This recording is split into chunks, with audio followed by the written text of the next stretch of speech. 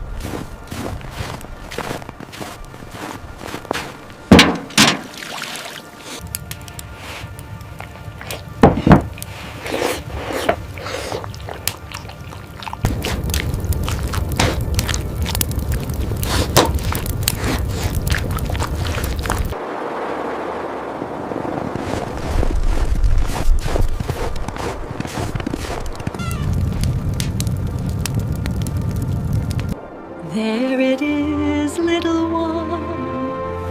Your home awaits you.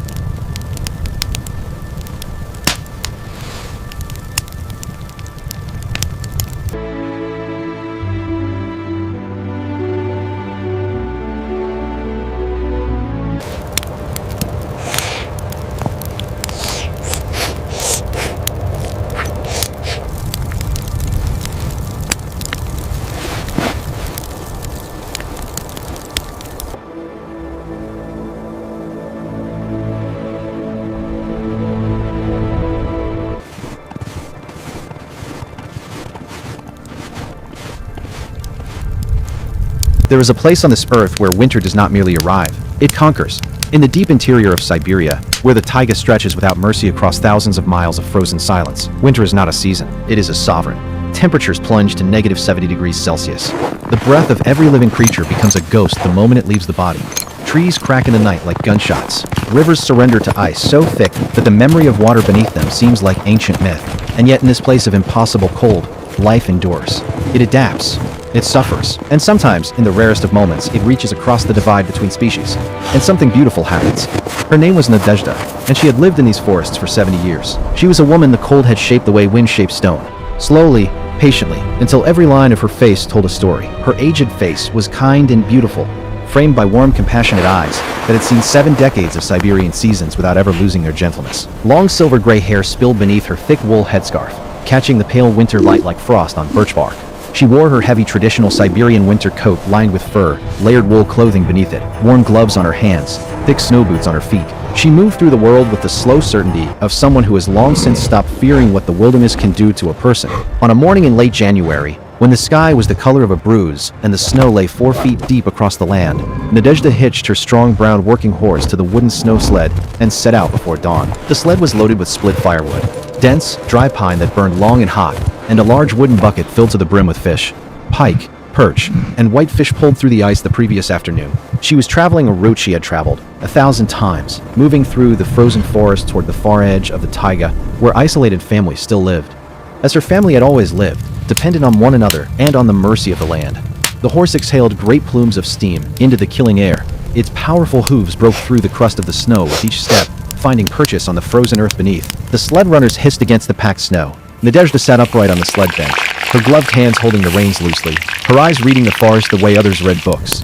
Fluently, instinctively, always a few lines ahead. It was in a wide clearing, where an ancient pine had fallen and left a gap in the canopy, that she first saw it.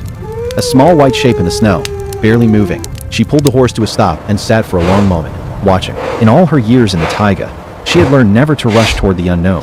But the shape moved again, a tiny, uncertain shuffling, and something in her chest tightened. She climbed down from the sled, her boots crunching softly, and walked toward it.